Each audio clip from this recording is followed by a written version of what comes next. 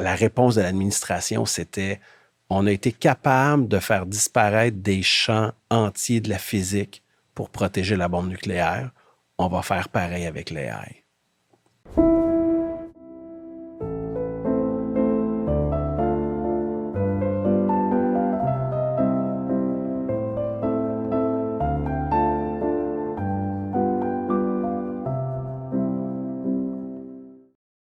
Bonjour à tous, un petit mot pour remercier ceux qui nous appuient financièrement. C'est grâce à vous que le projet fonctionne, que nous allons pouvoir continuer de vous offrir du contenu vraiment intéressant et même continuer de vous surprendre.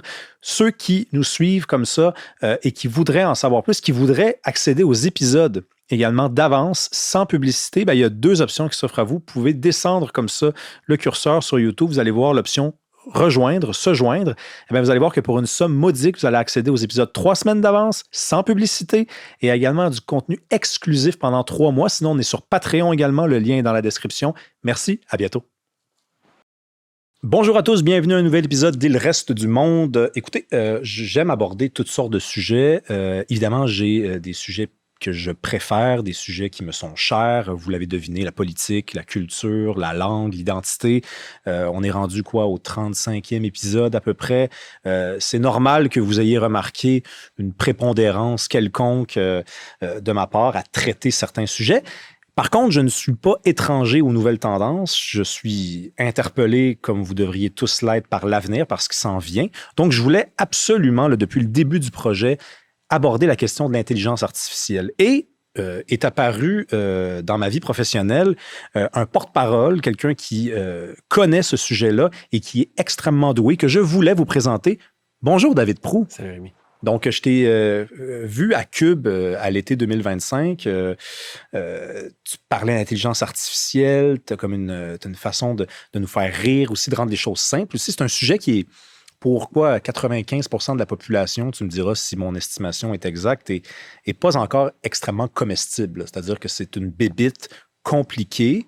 Puis toi, tu arrives à dire les choses simplement. Fait que je voulais absolument te recevoir aujourd'hui. Rapidement, est-ce que tu pourrais te présenter? Qu'est-ce que tu fais dans la vie? Oui, bien sûr. Premièrement, merci d'invitation puis ce compliment. Parce que je crois que pour rendre quelque chose simple, il faut maîtriser le sujet. Puis c'est facile d'apprendre quelques mots-clés savants, puis de se réfugier derrière ça, puis de prétendre être un expert. Puis d'ailleurs, en intelligence artificielle, il y a peu de gens qui se qualifient vraiment d'experts parce qu'on découvre constamment qu'est-ce qu'il y a devant nous. C'est comme si Christophe Colomb avait dit « Moi, je suis un expert de l'Amérique. » Ben oui, c'est ça. Mais tu peux pas, là. On est en train de le découvrir. Ouais. Exactement. Donc, David Proulx, entrepreneur depuis que j'ai l'âge de 18 ans, toujours été en tech. Et puis, il y a 4 ans à peu près, j'ai décidé de me lancer à temps plein en intelligence artificielle. J'ai appris par moi-même. Là. J'ai toujours eu des claviers devant les mains. Là. Mon père m'a appris à lire en lisant un livre de QBasic, qui est un langage de programmation que je faisais sur mon Tandy Mill. Puis, donc, j'ai toujours eu des keyboards devant les mains. Et puis, quand j'ai vu... Ma startup avant, c'était un réseau social pour les mamans qui s'appelait social.mom. À l'intérieur, il y avait un peu d'AI pour le feed, pour quelle publication on était pour mettre là, devant nos mamans. Puis l'application allait bien, là, on était en croissance, puis j'avais levé des fonds en Californie, on avait une belle valorisation. Et le magic moment dans l'app, c'est quand les mamans se voyaient dans la vraie vie. Puis là, il y a eu la COVID, fait que les mamans voulaient plus se voir dans la vraie vie. Ben oui. Fait que là, on était juste rendu une version cheap de Facebook. Donc, pas moyen de pivoter, on a essayé. Et puis, j'ai dit à mon épouse, moi, je vais aller en IA parce que je pense que ça va être plus gros que l'Internet. Puis, je me suis enfermé dans mon bureau pendant à peu près 8 mois. Puis je me suis enseigné moi-même. Puis j'ai zigonné. J'ai zigonné jusqu'à temps que ça marche. Puis ensuite, j'ai été voir des amis entrepreneurs. Je disais, je pourrais faire, là, dans ce temps-là, ça ne s'appelait pas des agents. Là. Donc, j'appelais ça des PCG, du Prompt Change Generation. Puis je disais, je pourrais te faire des petits robots pour automatiser des tâches dans ta business que les humains ne seraient pas obligés de faire. Tu dis, il reste du monde, là. Ouais. Mais à un moment donné, il en restera peut-être plus. Ben oui, c'est ça, on se dirige vers ça. Là. Donc, j'ai bâti des agents comme ça à une place, à l'autre place. Et puis, ensuite, j'avais un ami qui avait un mandat à Washington, D.C. Pour un grand psychiatre, un éminent psychiatre américain. Et puis, il a dit, David, on a besoin d'aide. Pourrais-tu rencontrer, puis venir nous aider, venir coacher mon équipe de développeurs? Et puis, ça le donnait juste bien. J'avais une date avec ma femme à D.C. Je l'emmenais passer le week-end dans 2 semaines. Donc, j'ai dit au client, mais si tu veux, on peut se voir. On s'est vu. Avant que je revienne à Montréal, j'avais une offre comme consultant là. Puis, au bout de quelques mois, il m'a pris de consultant, il m'a transformé en co-founder. Puis, j'ai bâti HoloMD, qui est un psychiatre. C'est un aide à la psychiatrie supportée par intelligence artificielle. Est-ce que tu allais dire c'est un psychiatre? Tu allais dire ça? J'ai pas le droit de dire ça. C'est pas ça. En fait, c'est dans l'alliance thérapeutique. Donc, l'alliance thérapeutique, c'est quand il y a un deal entre le psychiatre et le patient. Donc, ils ont une entente ensemble parce que le patient désire aller mieux. Puis là, on a ajouté une 3e branche à l'alliance thérapeutique, qui est un agent d'intelligence artificielle qui va parler, qui va texter, et échanger avec le patient à tous les jours.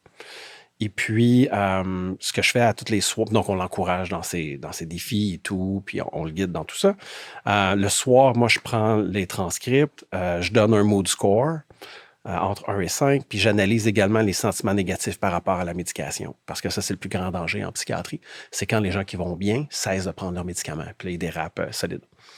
Et puis, le mood score, ce que ça permet au psychiatre de faire, c'est quand il revoit son patient 1 mois, 2 mois, 3 mois plus tard, au lieu de baser son jugement clinique sur qu'est-ce que le patient a l'air aujourd'hui, il y a un beau graphique où il voit comment le patient a été et il peut interroger le système pour dire hey, « Comment ça qu'il y a eu un creux pendant 5 jours? Ah, c'est que son chien est mort. Ah, OK, c'est beau. » Puis, ce qu'on se fait dire par les psychiatres, c'est qu'on réhumanise la pratique parce que plein de questions cléricales qu'ils devaient faire, c'est l'IA qui le fait pour eux. Les patients, à tous les jours, on a un channel dans Slack où on anonymise les données. Là. On n'a pas, parce qu'on n'est pas compliant pour la sécurité des données et tout. Ouais. Mais je reçois des témoignages à tous les jours de patients qui remercient leur holo du support qu'ils ont eu, qu'ils se sentent écoutés. C'est vraiment... on a près de 1000 patients maintenant. Peut-être, là, je ne suis plus les chiffres parce que moi, ma job, c'est de bâtir l'avenir, mais on doit être à plus que 1000 patients déçus. Puis même avec un petit nombre comme ça, on a des témoignages à tous les jours. Puis on a même... on est à 2 cas maintenant de patients. Puis ça, c'est le but de l'application. On a 2 patients qui ont été eux-mêmes aux urgences pour dire « Je ne vais pas bien, prenez-moi en charge ». Donc, et ça, tout le contenu, il y a un human on the loop, donc il y a un clinicien qui revise les échanges. Puis à date, on a eu 0 hallucination sur des centaines de milliers d'échanges. Ça, c'est fou, ça, parce que là, déjà, plusieurs choses. Là. Je t'écoute me parler, il y a plein de gens qui nous écoutent aussi, puis qui doivent se dire « Ce gars-là est dans un autre monde, un monde qui n'est pas... est totalement étranger à celui dans lequel on vit, parce qu'on a et j'ai aussi cette impression-là, tu es comme en avance, là, c'est-à-dire qu'on s'en vient vers ça. Tu parles de santé. Ça, c'est une question, quand on parle d'intelligence artificielle, qui est particulière parce que on peut résister à l'intelligence artificielle par principe, pour des raisons philosophiques, avoir l'impression que c'est comme un scénario qui nous était déjà présenté dans des livres de science-fiction, puis ça ne nous tente pas. Et là, la question de la santé s'impose parce qu'on veut tous être en santé. Tu sais, on veut tous, à part ceux qui ont des pensées suicidaires, vivre et vivre le plus longtemps possible. Est-ce que tu n'as pas l'impression que la question de la santé, ça fait en sorte que c'est comme pas possible vraiment de critiquer l'intelligence artificielle? Il n'y a comme pas de zone d'ombre vraiment quand il est en matière de santé. Moi, je fais partie des gens qui disent qu'on a le droit de tout critiquer. Aussitôt que la culture ou les médias nous disent qu'il ne faut pas parler d'un certain sujet, c'est le sujet duquel il faut parler. Parce qu'on fait juste interdire les choses les plus importantes parce qu'ils veulent conserver le message. Donc moi, en passant, là, pendant notre échange, tu peux tout critiquer. Puis n'aie pas peur de me rentrer dedans si tu es en désaccord. On est là pour discuter, puis c'est la seule manière qu'on est capable de grandir, c'est en échangeant. Donc, ta question par rapport à la santé, c'est est-ce que c'est un incontournable? C'est-à-dire que quand il est question de santé, il est question de vie. Il est question de sauver des vies. Il est question de réduire des risques de maladie. Il est question de soigner des gens alors qu'ils manquent de ressources pour le faire. Si je te parlais, par exemple, du milieu du travail en général, je pourrais te faire valoir que l'intelligence artificielle va remplacer des postes, puis c'est chiant pour le monde qui vont perdre leur job. Mais en même temps, si je critique l'intelligence artificielle dans le domaine de la santé, tu vas me dire, oui, mais Rémi... mais regarde. J'entends ce que tu me dis. Il y a une technique de propagande qui s'appelle le sugar coating. Donc, tu prends quelque chose d'inacceptable, tu l'entoures de sucre, tu sais, puis là, comme une pilule que tu donnes à un enfant, puis là, pouf, il apprend, puis ça passe. Puis ça, c'est une technique qu'on voit énormément. Comme tu sais, en ce moment, en Europe et un petit peu partout dans le monde, ça va venir au Canada incessamment, on veut vérifier l'âge des enfants pour pas qu'ils accèdent à de la pornographie en ligne. Ça, c'est le bout sucré. Qui peut s'opposer à ça? Qui va dire « Il faudrait que les enfants voient plus de pornographie en ligne? » Impensable. Cependant, ils ont tout associé, ou en tout cas, toutes celles que j'ai regardées, en Angleterre et ailleurs, ils ont associé d'autres contenus à ça. Donc, à ce moment-là, ils sont en train de bâtir toute l'infrastructure technologique nécessaire pour que tu aies ta citoyenneté en ligne et qu'on sache qui tu es constamment, puis tout le contenu que tu consommes. Parce que d'ailleurs, ils ont également criminalisé certains types de publications au-delà de ce que la loi prévoyait avant. Donc, en IA, si on dit on peut pas débattre de la présence ou pas de l'IA parce que c'est la santé, puis la santé, c'est important, c'est que j'essaierais de sugar-coater l'IA. Puis il faut pas faire ça. Tu m'enlèves des mots de ma bouche. Donc, non, mais t'es bon, ça veut dire que tu es au courant de ça. C'est-à-dire que tu es au courant de... mais il faut... Si il y a deux disciplines qu'on n'enseigne pas à nos enfants à l'école qui font aucun sens, peut-être 3. La première, c'est nos enfants, lorsqu'ils terminent le secondaire 5, ils n'ont aucun cours d'éducation financière. Je veux dire, on leur a appris tous les genres qui existent, mais on leur a pas appris la différence entre une carte de crédit et un placement, qui est un non-sens. Ben oui. Deuxième cours qui devrait être obligatoire, c'est la propagande. On dit qu'on veut, puis ils disent on veut élever des enfants qui vont avoir un sens critique. Ben, enseignez-leur à analyser les différents outils, les différentes techniques de propagande.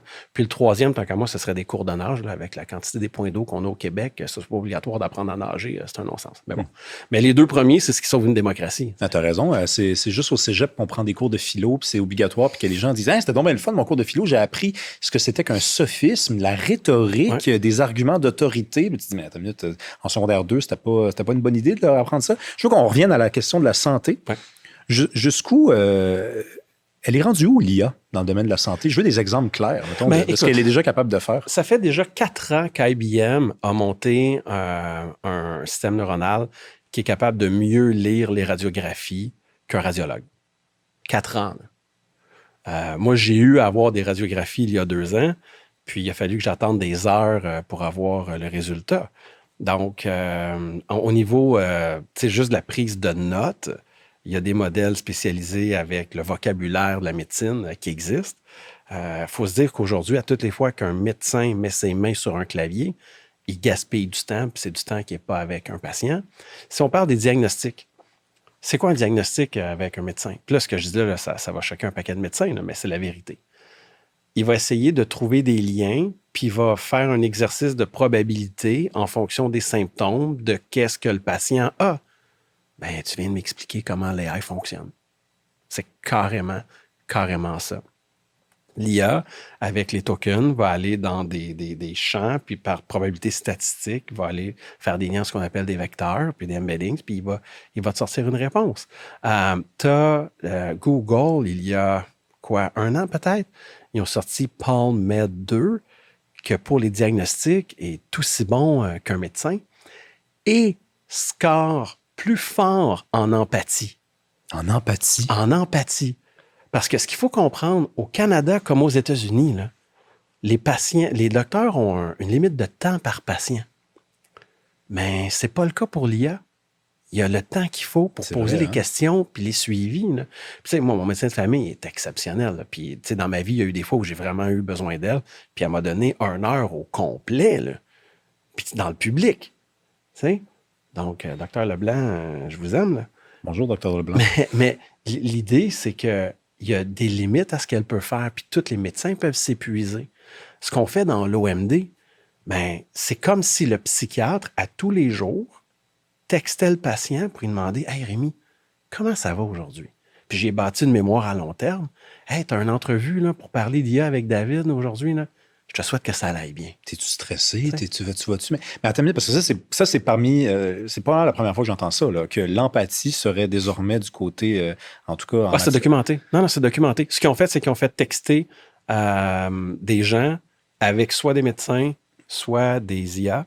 Puis ensuite, il remplissait un sondage, puis en empathie, l'IA a gagné. Parce que c'est un des reproches qu'on fait beaucoup là, à l'IA. On lui dit, en tout cas sur le côté humain, pourra pas remplacer les humains parce qu'un humain, ça a un instinct, ça a un sens, ça a une sensibilité. Quand c'est devant quelqu'un, ça voit que, il vient de plisser un œil, es-tu mal à l'aise? Puis là, toi, tu me dis que l'IA est déjà rendue à pouvoir dépasser. Il faut faire attention. L'IA qu'on dit multimodal aujourd'hui, donc qui est capable d'interagir avec différents modes, donc le son, la voix, le texte, le vidéo, est loin d'être aussi performant que nous. Parce que, justement, juste le fait que là, je viens de lever mes sourcils, j'envoie un signal, là, je vois que tu es en train de m'écouter, tu n'as pas besoin de me parler, puis je processe tout ça en temps réel avec un cerveau qui roule à peu près sur 20 watts. Donc, l'IA est loin de là parce qu'elle génère le texte, elle génère l'information de façon froide. Pour ce qui est de l'image, elle génère excessivement lentement la compréhension du monde physique. Si je prends une bouteille puis je la lâche, je prends ma tâche, c'est ici, je te dis je la lâche dans 3, 2, 1, tu sais déjà qu'est-ce qui va se passer. Ouais. Mais si je dois l'expliquer avec des mots, ça va prendre énormément de temps. Donc, on a besoin d'ajouter des modèles qui vont être capables de comprendre la gravité, la physique, puis pas juste en texte dans la vie, mais on sait. On a beaucoup d'idées de quel chemin on va prendre pour ça. Mais la beauté avec la médecine, puis encore plus la psychiatrie, qui est le domaine dans lequel je travaille le plus, parce que je fais 2 choses. Je fais holo, mais je fais également de la consultation de side. Mais en psychiatrie, c'est que depuis toujours, les psychiatres utilisent le langage pour diagnostiquer les patients. Ben oui. Puis là, on a des large language models. Donc, on a des langages, on a des modèles qui se basent sur le langage. Puis les autres modèles vont suivre. On va être capable de les connecter ensemble, puis on va aller plus loin. Ou c'est très perturbant pour beaucoup de gens, c'est que c'est la première fois dans l'histoire de l'humanité que c'est les emplois de col blanc qu'on va être capable qu'on est capable d'automatiser. Mes petits-enfants vont dire, papa, tu payais 800 $ de l'heure un avocat pour qu'il t'explique la loi? Parce que rappelle qu'au départ, quand il y a eu les révolutions industrielles, ça, c'est les cols bleus qu'on réussit à remplacer. Là.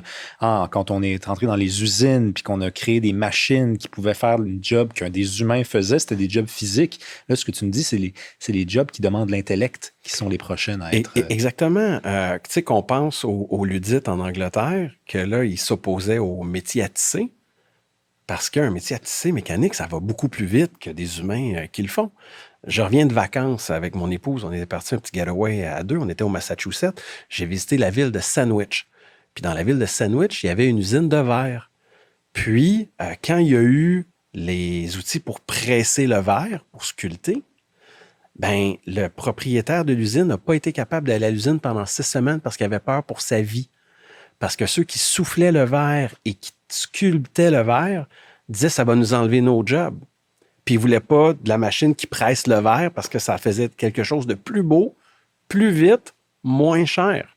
C'est juste que là, on va être capable de le faire. Non, pardon, je recommence. C'est juste que là, on est capable de le faire. Oui, c'est ça, t'étais modeste, là. Avec les médecins, les avocats, bientôt les ingénieurs, les comptables. Sam Altman a dit, puis c'est-tu du hype ou vrai, il a dit le coût du savoir va être pratiquement à 0 et le coût de l'électricité va être pratiquement à 0.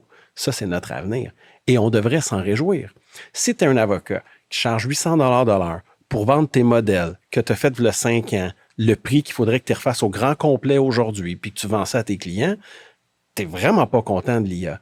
Mais pense à tous ceux qui n'ont pas accès à la justice en ce moment parce qu'ils n'ont pas les moyens de se payer un avocat. Est-ce qu'on vit dans un meilleur monde où on a des avocats par IA qui sont capables de représenter les gens, ou on vit dans un meilleur monde que les meilleurs avocats sont à 8 9 200 $ de l'heure puis qui peuvent juste servir les riches? OK, mais ça, c'est intéressant parce que là, tu vois, là, je vais te demander si c'est pas un peu de la propagande ce que tu viens de faire. Vas-y. Parce que je viens de t'écouter, je t'écoute tout le temps, je te rassure, mais tu viens de me dire, c'est comme si, oui, il y a des gens qui vont résister à ces changements-là, mais ces gens-là, ce sont les gens qui sont au sommet. Hein, les avocats, c'est les élites. Oui. C'est la bourgeoisie, c'est les notables. Oui. Mais ça va être mieux pour le peuple. Donc, c'est comme une révolution numérique, c'est la prochaine grande révolution. Elle est déjà amorcée. Il y a des gens qui disent même que c'est inarrêtable. C'est inarrêtable. Et celle-là, c'est pour le peuple. Mais ça, c'est pas une façon de faire mieux avaler la pilule. C'est-à-dire, est-ce que c'est vraiment le peuple qui va bénéficier de ça? Ben, oui. Oui, parce que il va y avoir des modèles. Ce qui va arriver, là, on rentre dans de la spéculation, OK? Mais si tu regardes ce qui s'est passé la semaine dernière, OpenAI a donné son modèle qui performe pratiquement aussi bien que son meilleur modèle de l'époque, O3, gratuitement en open source. Ça, ce que ça veut dire, c'est que ce modèle-là peut être pris, roulé sur une machine localement. Aujourd'hui, ça prend un très bon ordinateur pour être capable de le faire rouler. Dans 5 ans, ça va être un ordinateur ordinaire qui va être capable de faire rouler ça.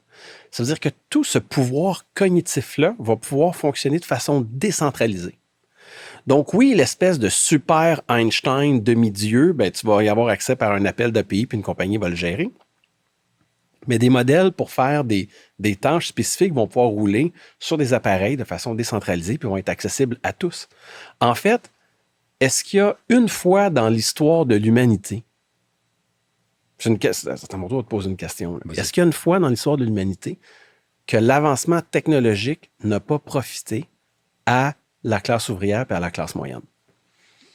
Mais c'est une très bonne question. Parce que notre niveau de vie est plus élevé qu'il n'a jamais été. Ouais. Je veux dire, le Québécois moyen se promène en auto loué ou acheté. Il y a énormément d'auto neufs, plus que quand on était jeune. Tu as raison. Plus de voyages, plus de tout. Les maisons sont plus grandes, tout est plus grand par rapport à nos ancêtres. Puis qu'est-ce qui a permis ça? C'est l'avancement technologique. Tu as raison. C'est juste que par niveau de vie, c'est là que, tu vois, il y a des sceptiques qui s'imposent dans le discours public de plus en plus et qui, eux, feraient valoir, s'ils étaient devant toi, et je suis un peu leur porte-parole aujourd'hui. Vas-y. Que par niveau de vie, oui, s'il est question de salaire, par exemple, ou de qualité de vie en matière d'espérance de vie, parce que bon, les grandes révolutions scientifiques ont fait en sorte que l'espérance de vie a augmenté aussi. Il y a nul doute là-dessus. Par contre, peut-être aussi que ça nous abrutit d'une certaine façon. Je pense par exemple à ChatGPT. Depuis que ça existe, ChatGPT, il y a des gens qui, généralement, dans des conversations, dans des soirées, n'étaient pas qualifiés pour faire valoir un argument d'autorité. C'est-à-dire qu'ils n'avaient pas étudié dans un domaine. On est en train de discuter d'un domaine. Plus, ça a l'air très hautain, ce que je veux dire là.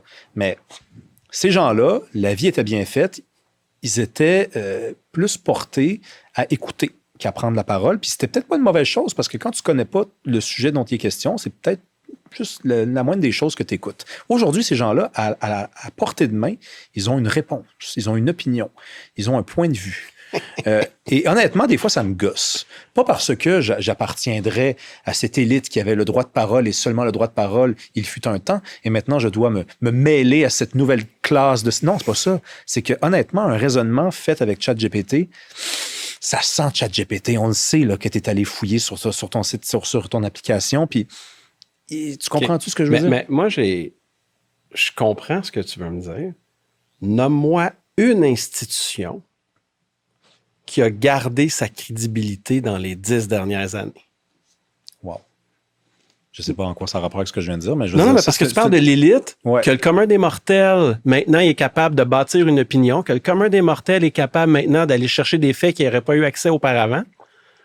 Alors qu'avant, qu'est-ce qu'on lui disait? C'est tais-toi, puis fais confiance à l'expert qui est devant la caméra. Ah, t'as raison. Puis là, aujourd'hui, il est capable d'aller chercher. Hey, c'est de la bullshit, qu'est-ce que tu me dis? Ouais, je comprends ce que tu veux dire. Moi, je peux dire une chose, là. Ouais. Si on avait eu l'AI pendant la COVID, là, ça ne se serait pas passé comme ça. Oui, je pense que tu as raison. Puis si à un moment donné, tu veux faire une émission là, capotante, là, on est toi, moi, Perplexity, puis on regarde les faits passés de la COVID, documents de l'époque disponibles versus ce qui était dit par les autorités, puis tu ne seras plus jamais capable de faire confiance au gouvernement. Fait que toutes nos institutions, qu'est-ce qu'ils nous ont montré? Même, pense à des avocats que le barreau a radié des gens parce qu'ils donnaient leur opinion contre la pandémie. Pour moi, le barreau, disqualifié. L'ordre des ingénieurs, de tout ce qu'on a vu, puis ça part pas avec la COVID, mais l'ordre des ingénieurs, j'y crois plus. L'ordre des médecins, j'y crois plus. Les infirmières, j'ai de la peine pour eux autres. Je veux dire, c'est comme quelle institution, cette autorité-là, le roi n'a pas de vêtements. Ah ouais, le roi est nu. Non, tu as raison. J'avoue que, à bien y penser, là, il y a une institution qui aurait conservé sa réputation, puis ses principes et ses valeurs. Encore aujourd'hui, j'en connais pas, là, rapidement. L'université s'est effondrée complètement. On parle de populisme constamment parce que finalement, il y a une méfiance à l'endroit des institutions en général, notamment de nos États. Les médias, il y a même affaire. Moi, je suis un grand fan de Noam Chomsky. Okay? Puis là, c'est drôle qu'un gars du HEC tripe sur Noam Chomsky, mais tu sais, gros programme de linguistique au MIT parce qu'avec le langage, tu es capable de programmer les gens. C'est quoi la différence entre un policier qui est populiste puis un policier qui est populaire? Dans les deux cas, ils ont de l'attraction de la base.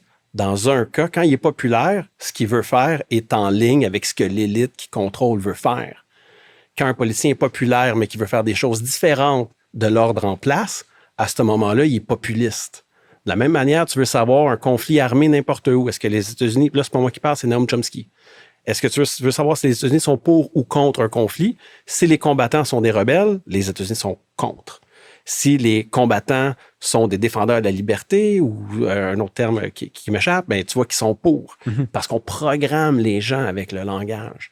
Puis là, ce contrôle-là que l'État américain voulait garder sur des modèles de l'ère Biden, là, on vit aujourd'hui dans un monde décentralisé déjà, puis ça augmente la liberté pour tout le monde. Mais sur la question, par exemple, parce que je serais tenté de te donner raison là, sur ce que tu viens de dire, mais je reviens quand même au stade où on est rendu, ChatGPT, Grok, tous ces robots conversationnels, ces modèles, toi, tu appelles ça pas des moteurs de recherche, mais des moteurs de réponse. Ouais. Je trouve que c'est une belle expression. T'as pas, par contre, l'impression que ça crée un résultat. Supposons qu'on lui pose une question. Peux-tu me produire une opinion sur tel sujet, une dissertation sur tel sujet? Tu trouves pas que ça crée un modèle qui est un petit peu plastique, dénué d'un certain style, dénué d'une originalité, et que le danger, si les gens s'y fient, et que le stade reste le même, parce que j'exclus pas que ça puisse s'améliorer, tu trouves pas que ça va rendre le monde un peu trop beige? Bien, il y a 2-3 choses par rapport à ça. Tu dis qu'on reconnaît le style. On pourrait allumer Radio-Canada maintenant, là, la radio, là, puis ils vont parler soit d'LGBTQ, d'Autochtones, puis on a une chance sur deux que c'est une toune d'Ariane Moffat qui va jouer. Là. Donc, à ce moment-là, que tout est beige, on a appris les gens à avoir leur propre teinte de beige, puis de se trouver original et libre penseurs, parce qu'on leur a dit qu'ils étaient libres penseurs, parce qu'ils nous écoutent. Fait qu'il y a ça en partant. 2, je pense que... Puis ça, j'ai de la misère à l'expliquer, ce goût-là. Puis j'ai même de la misère... Non, pas juste à l'expliquer, j'ai de la misère à le comprendre. Ça fait longtemps qu'il n'y a pas eu une pièce de musique aussi brillante que du Bach ou du Molière. Quand tu lis des anciens écrivains, autant en français qu'en anglais, il me semble qu'il y a un niveau intellectuel hallucinant. Puis on dirait qu'avec le temps... Tu sais, le simple fait que mes enfants, à l'école, ils apprennent plus à écrire en lettres attachées.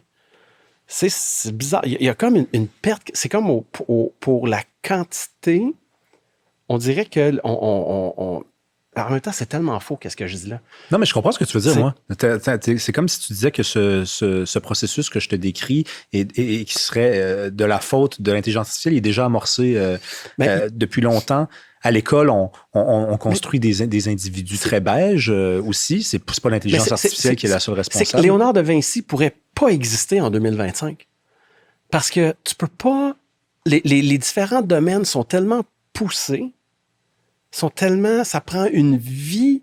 Tu sais, à un moment donné, j'étais dans une file d'attente avec un gars qui est un PhD de Columbia, je crois, qui se spécialise pour la fusion nucléaire. Puis lui, là, c'est juste une histoire de champ magnétique, puis sa vie entière est dédiée là, à comment un champ magnétique sert à faire la fusion nucléaire.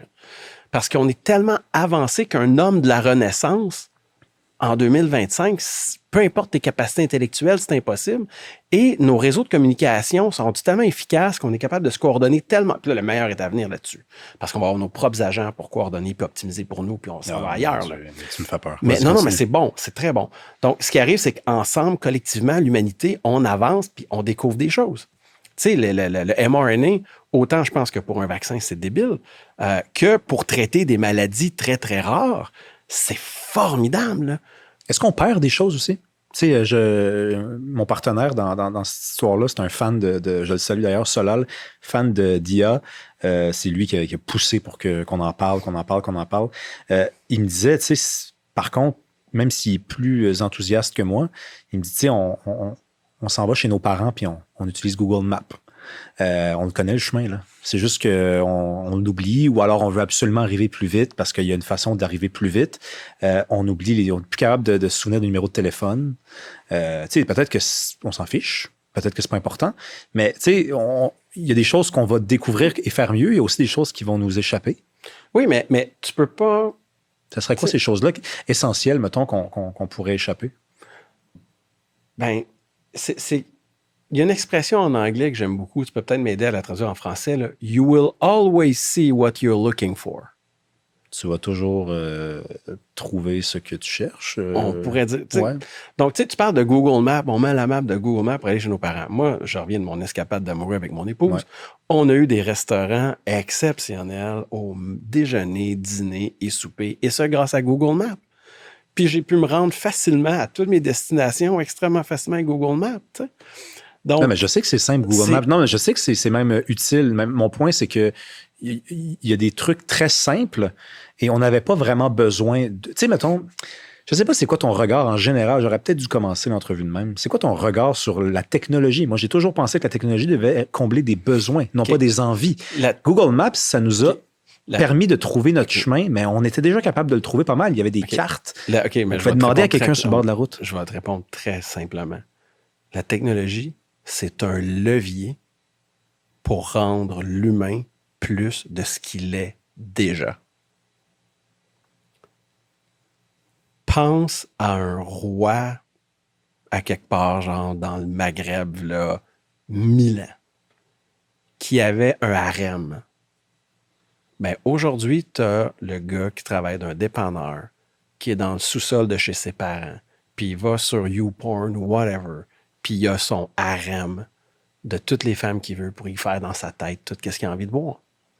L'homme n'a pas changé. Pense au roi d'Angleterre, il y a 300 ans, avec son beau carrosse en or avec les beaux chevaux. Ben là, il se promène en Lamborghini ou en Ferrari ou whatever pour montrer son rang social. Fait qu'il y a des choses qui ne changent pas, mais... L'humain ne change pas. L'homme ne change pas. Tu sais, j'aime lire des vieilles affaires, là. Puis l'homme change pas. La technologie fait juste faciliter ce que l'homme veut. On aime voyager. Les avions facilitent les voyages. On veut avoir des résumés, on veut se faire des rapports par un adjoint. Hey, donne-moi un rapport sur telle affaire. On le demande à ChatGPT, puis on le reçoit. Il n'y a pas de nouveau besoin qui sort de là. Mais il y a quand même des choses qui se perdent, David. Tu sais, mettons, tu parlais d'écriture tantôt. Tu sais, depuis qu'on a Word, que envoyer un texto, il se corrige lui-même, hein, on nous suggère de la façon de finir même le mot qu'on est en train d'amorcer. J'aimerais ça, moi, mesurer le niveau de capacité d'écriture des jeunes d'aujourd'hui versus celui des années 60, 70, 80. Tu sais. Ils lisent plus qu'avant. Leur temps de lecture est supérieur. Bon, c'est peut-être pas de la qualité ce qu'ils lisent, mais ils lisent plus qu'avant. Le plus grand pushback ou les gens qui s'opposent le plus à l'IA, c'est ceux qui sont en amour avec la technique. Pense à un photographe qui a appris avec l'argentique puis qui aime l'argentique puis développer tout ça. Ben pour lui, les photos numériques, là, il y a ça en horreur, là. Puis est-ce que tu prends plus de photos depuis que tu as un appareil numérique dans ta poche qu'avant quand tu avais des 35 mm? Non. Tu sais? Tu prends moins de photos? Non, je prends plus de photos. Moi, je prends pas de photos. Fait que c'est 0 versus 0, là, mais je veux dire, je comprends très bien ce que tu veux dire. Oui, tu as raison. J'en prends plus. Donc les gens sont ceux qui sont en amour avec la technique. Donc, ceux, exemple, qui ont pris un cours en traduction, ceux qui ont pris un cours de droit, ceux qui ont dit, moi, je vais m'investir. Puis là, ils se rendent compte que la technique qu'ils aiment, ce qu'ils aiment faire, est remplacée par de la technologie. Ils se sentent menacés, puis c'est normal. Mais moi, en passant, j'ai appris à faire de la photo en argentique. Là. J'étais probablement des derniers qui a eu la chance de faire ça au cégep. Mais j'adore prendre mes photos en numérique. Donc, oui, on perd de la technique, mais on permet à n'importe qui de créer. Tu sais, j'ai un ami qui a fait un super de beau projet. Il a été financé avec nos impôts, on faire ça en plus. Il prend des gens qui souffrent de différents problèmes mentaux et ils peuvent s'exprimer à travers un Large Language Model pour générer des images qui expriment comment ils se sentent.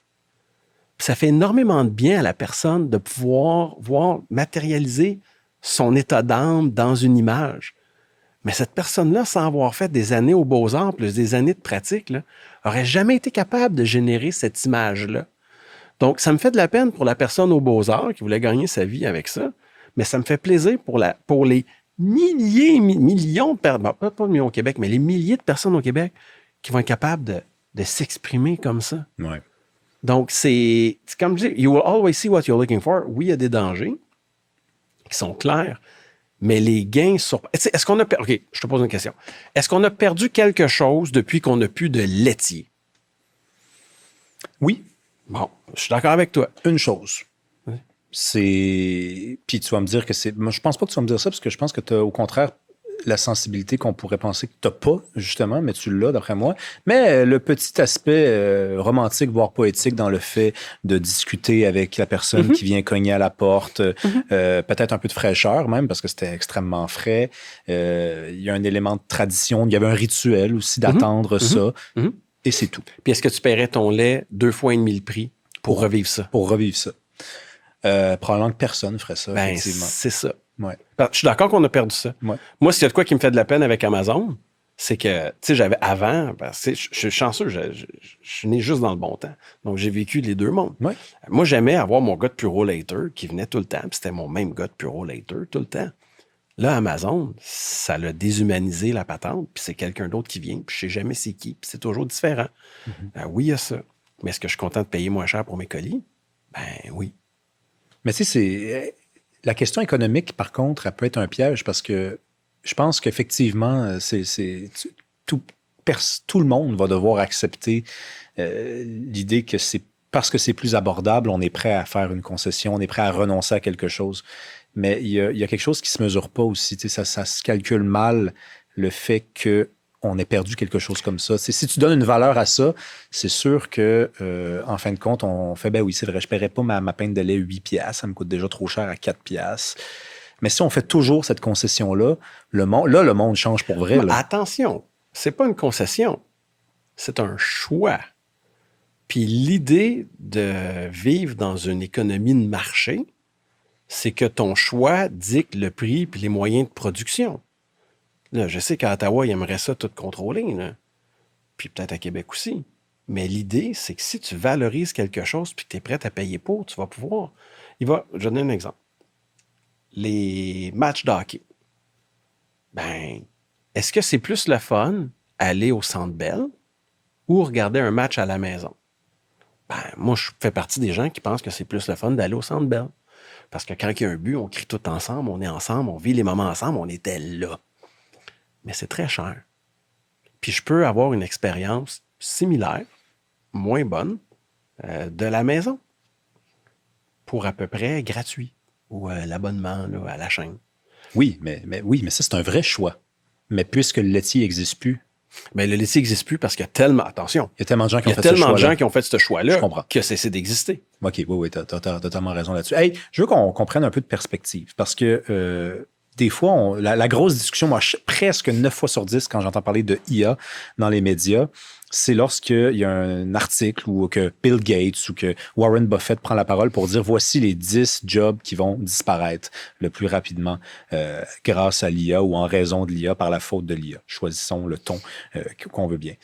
Quels sont les jobs qui ont déjà disparu, à ton avis? Wow, c'est une bonne question. Ça c'est ta question piège que Grok t'a préparé. Parce que j'ai dit à David Proulx, puis vous allez voir, c'est vers la fin de l'entrevue, j'ai demandé à Grok de me préparer une question piège. J'ai dit à Grok, je reçois en entrevue David Proulx, un spécialiste de l'IA. C'est un défenseur farouche, je pense que c'est assez honnête, de l'IA.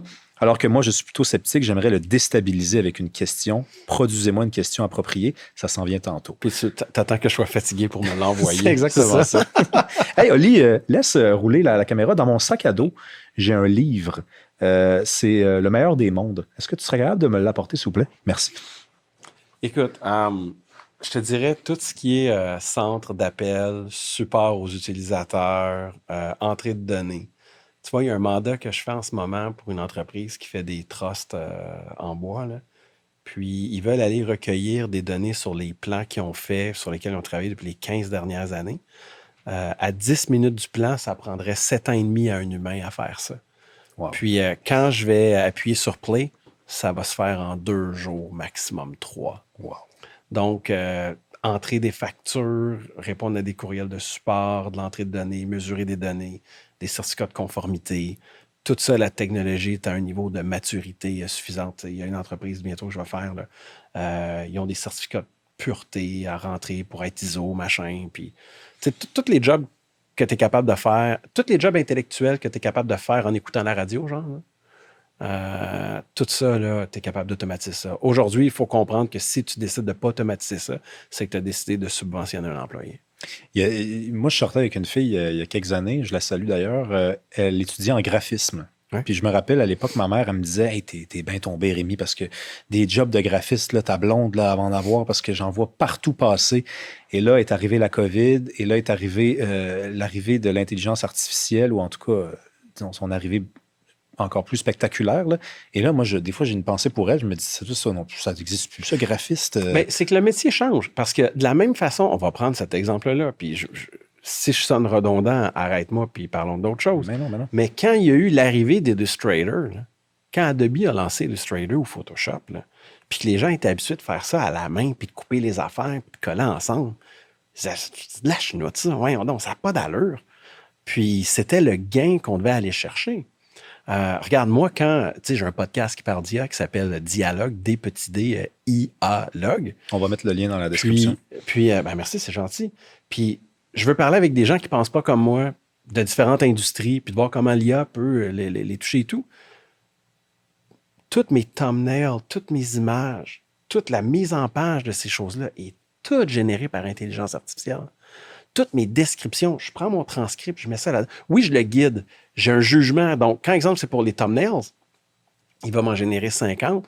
Je vais choisir mes 2 préférés, puis il va travailler sur ces 2-là.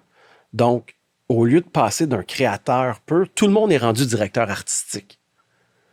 Tu sais, de la même manière qu'au début, avec Illustrator, il fallait faire ce qu'on appelle les overprint strokes. Donc, s'assurer que les presses, les couleurs, qu'on fasse un petit débordement de couleurs pour que si les presses bougent un petit peu, qu'il n'y ait pas du blanc, puis que ça puisse être par-dessus. Là, le logiciel s'occupe de tout ça, puis on est capable de faire vraiment où l'humain est important, c'est-à-dire diriger la création. Puis c'est là qu'on s'en va. Après, tu sais, c'est là qu'on s'en va en attendant quelque chose d'autre. Parce que c'est là que moi, j'essaie d'anticiper, puis que je ne crois pas sur parole tous ceux qui me disent que ça va juste on va juste remplacer les jobs que personne ne veut faire. Je me rappelle, je remplaçais Marc Boilard à l'animation à un moment donné. Donc, ça, c'est une job que personne ne veut faire. Donc... Puis tu étais le chroniqueur de Marc Boilard l'été dernier. Donc, à un moment donné, bon, tu étais dans le show. Puis on s'est un petit peu chamaillé sur l'intelligence artificielle. Puis tu me dis, Rémi, t'aimes-tu ça faire la vaisselle? Puis là, je t'ai dit non, pas spécialement. Puis là, tu m'as répondu, ben c'est ça, l'intelligence artificielle, ça va faire en sorte que tu n'auras plus besoin de faire les jobs que tu ne veux pas faire. Puis, mais ça, par contre, ça te fait-tu peur que ça soit juste la première étape? C'est-à-dire que là, tu viens de me dire, on s'en va vers ce que l'humain est bon, tu sais, donc prendre des décisions. Ouais, mais c'est pas le prochain chantier de l'intelligence artificielle, prendre des décisions? Okay. Bon, regarde. Rassure-moi, rassure-nous. Je vais vous rassurer, là, tout le monde, écoutez ça, là, vous allez tous mieux dormir ce soir. Aujourd'hui, un data center qui va rouler sur genre à peu près 500 mégawatts, là, je vais être plus humble que ça. Je vais dire 50 mégawatts. Okay? C'est gros comment ça, 50 mégawatts? C'est quoi l'équivalent? Ben écoute, pense à ton ampoule, là, c'est genre 100 watts. OK. Fait que des mégawatts, c'est des milliers, en termes de volume, là, okay. Je ne sais pas comment ça consomme, là, mais tu sais, 1 gigawatt, c'est 1000 mégawatts. Puis là, tu vois, Facebook, ben Meta va en faire 4 de ça pour son data center à Houston. C'est la grosse énergie. Oh, puis on va en parler tantôt des centres de données, mais continue. Puis, donc, un centre de données comme ça va faire rouler un IA qui est moins intelligent que toi pour traiter des idées, moins créatif, qui n'est pas capable de voir, de parler, de sentir, de toucher, qui n'est pas capable de traiter toute l'information en temps réel, aussi vite que toi, tu es capable de le faire. Puis par-dessus ça, si tu prends un data center qui se frotte sur un autre data center, ça ne va pas faire un bébé data center. OK? Pas encore. Donc, non, mais nous, on a cette capacité-là d'avoir ce système neuronal-là hallucinant qui roule sur le brocoli. Tu as juste besoin d'eau puis d'un peu de calories, puis des minéraux, puis ton cerveau, il roule. Mm-hmm. Mieux encore. Là. Et l'humain a une capacité d'adaptation hallucinante. Là. Et il y a des limites, parce que là, on explose dans les large language models, on explose dans les systèmes neuronaux, mais il y a une latence à tout ça. Puis oui, on va y arriver, mais peut-être pas de notre vivant, là. La beauté, où je crois qu'on va voir ça très, très, très tôt, là, c'est qu'il va y avoir des grandes équations mathématiques, des grandes limites de physique, des grandes questions où on n'était pas capable de répondre, puis qu'en mettant les millions de dollars nécessaires d'électricité puis de compute, on va être capable de régler des problèmes que l'humain n'aurait pas pu régler. Mais il ne faut pas oublier qu'on est, on est 7 milliards, 8 milliards, là. Ouais. Donc, je ne sais pas, quand j'étais à la petite école, on était 4, là, ça l'a monté vite. Oui, puis ça va descendre, là, puis, apparemment. Mais ça en est du compute, ça, là. Ouais. Puis on a une grande capacité d'adaptation. C'est juste que le changement fait constamment peur. J'ai plein d'exemples, je pourrais t'en donner 8 drettes là. Les samouraïs, quand ils sont opposés à la poudre à canon, ils disaient « Ah, c'est un gadget, cette affaire-là. » La voiture qui a remplacé la carriole. Hey, dans le Midwest américain, là, les fermiers s'opposaient à l'électricité. Mm-hmm. S'opposaient à l'électricité. Et cette fois-ci, c'est pas différent. Le bout qui est différent, comme je disais, c'est que c'est les cols blancs. Parce qu'habituellement, c'est les gens sans pouvoir que leur emploi est automatisé. Là, maintenant, c'est les gens qui ont le pouvoir et l'influence que leur emploi va être automatisé. Puis, ils veulent pas démocratiser leur gagne-pain parce que c'est trop payant. OK. Ça, c'est oui. Mais, tantôt, j'aurais dû te répondre du tac au tac. Tu sais, tu me disais, quand je te disais que ChatGPT, Grok, Gemini, Perplexity créaient du contenu qui était, je te disais, froid, beige, puis après tu m'as dit, ouais, mais Radio-Canada, c'est froid puis c'est beige aussi, donc c'est une teinte c'est des couleurs différentes, mais chacun a sa couleur. Puis tu me disais, nomme-moi une institution qui a conservé sa légitimité d'une certaine façon, puis une demi-heure plus tard, je ne suis pas capable de t'en nommer une. La seule affaire, par contre, c'est qu'il y a quelque chose, par contre, de mensonger, puis je ne dis pas que tu mens, mais il y a quelque chose de mensonger dans l'idée d'accepter comme vérité le fait que derrière ces grands moteurs-là de réponse, il n'y a pas aussi une main. Il y a pas aussi... totalement. Non, mais oui. C'est ça. Ben, c'est parce que moi, si c'était une vraie révolution démocratique, où le peuple s'empare véritablement du savoir, de la capacité de créer, de produire plus vite à sa manière, je te dirais, ben moi, j'embarque. Là. Ça, là... Mais c'est pas le cas. Attends. Ça, c'est le plus beau cadeau que les États-Unis nous ont fait. C'est l'élection de Donald Trump.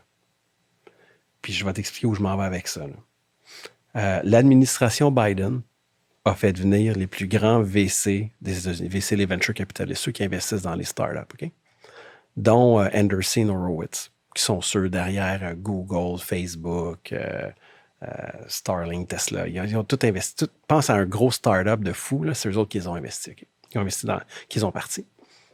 Puis ça, Mark Anderson, là, il y a au moins 3 fois sur YouTube que tu as l'entrevue de Mark qui explique ça. Ils se font entrer dans une salle, tous ces gars-là. Puis là, tu as l'administration Biden qui dit là, vous arrêtez de financer des startups en AI. Il fait, hein, quoi? Non. On a décidé que c'était ces 3 business-là. On est capable de deviner c'est lesquels les 3.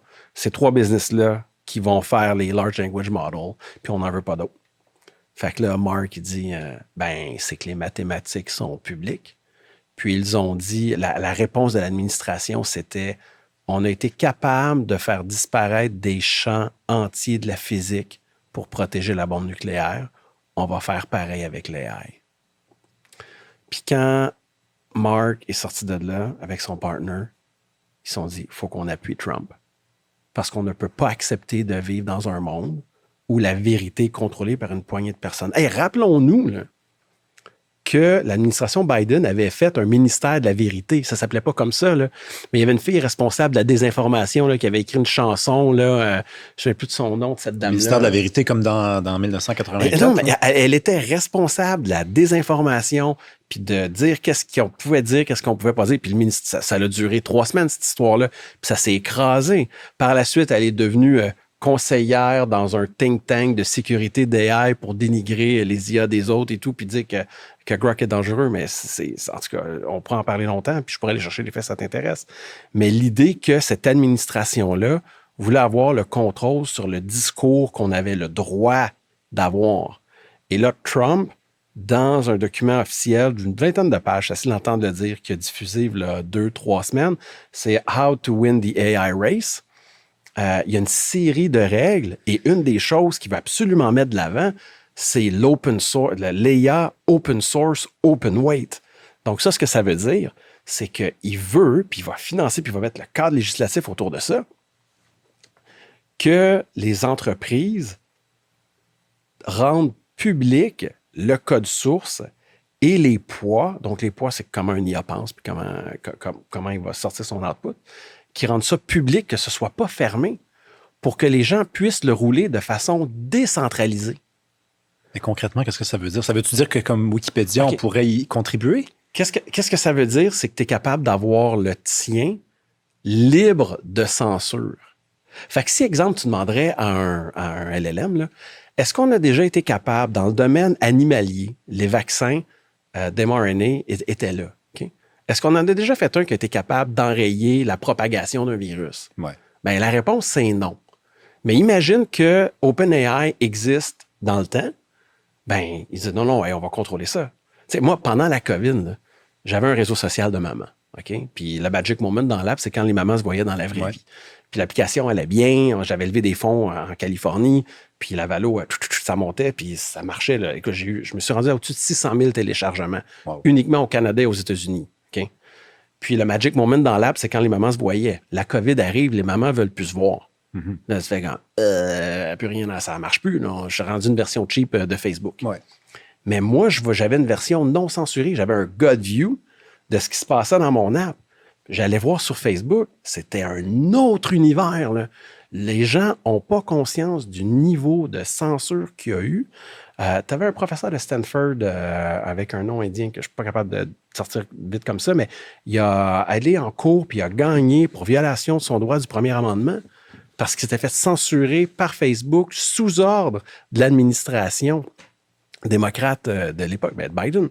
Mm-hmm. Donc, il ne faut pas que ce soit entre certaines mains parce que c'est un pouvoir tellement grand. Mais ce l'est en ce moment. Important. Ben non.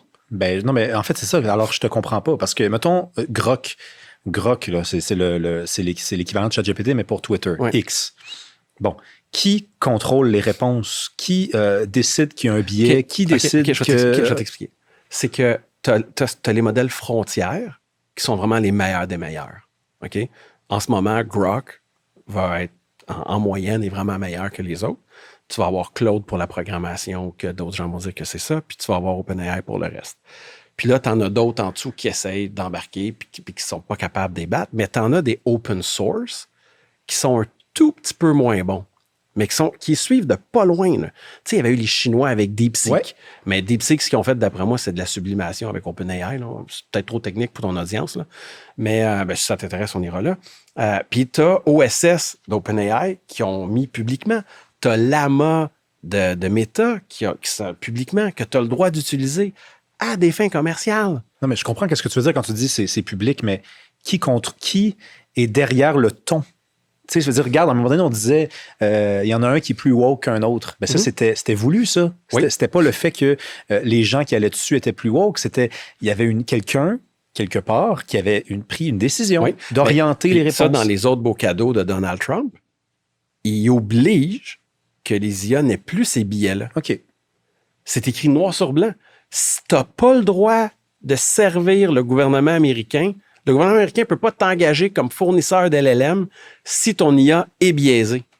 Parce que souvenons-nous, Google là, puis Facebook, c'est les meilleurs là-dedans. Google avait fait un engin de génération d'images qu'il ne fallait pas que ce soit des hommes blancs. Il fallait toujours que ce soit de la diversité.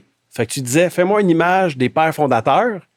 Ben, ils te mettaient des Noirs et des Chinois. Fais-moi une image d'un nazi. T'avais un Asiatique en dessous de SS. Je me rappelle de celle-là, oui. Puis ça vient d'une technique. T'as des chaînes de prompt, OK? C'est de la chaîne de pensée. Fait que quand t'envoies ton LLM, c'est comme si toi, je te pose une question, puis là, tu vas réfléchir avant de répondre, puis ça, OK, je voudrais dire ça, mais ça, je peux pas vraiment dire ça. Je vais plus dire ça comme ça. Ben, quand tu es capable de prendre un prompt qui appelle d'autres prompts, c'est ça que tu fais.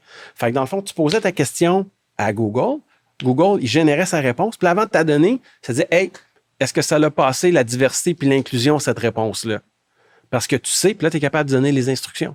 Tu sais, tantôt, tu parlais des saveurs de beige. Il y a de quoi en IA qui s'appelle le priming. tu es capable de lui forcer d'agir d'une certaine manière. Fait que tu peux lui dire, hey, là, pour notre prochain échange, je veux que tu me parles comme un conservateur sudiste du Tennessee. Je veux que tu me donnes ton opinion comme ça. Et il va le faire.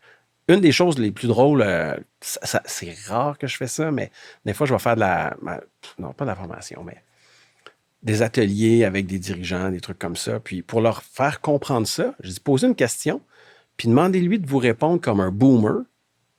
Puis ensuite, tu dis, réponds-moi comme un Gen Z. Puis tu vas voir la différence de ton. Il va s'adapter à ce que tu veux. Donc, oui, à la base, il est beige, mais c'est à toi de décider d'en faire ce que tu veux en faire. Mais tu sais, regarde, j'encourage pas, évidemment, les gens à encourager l'IA à produire des réponses racistes. Je n'encourage pas les gens à faire ça.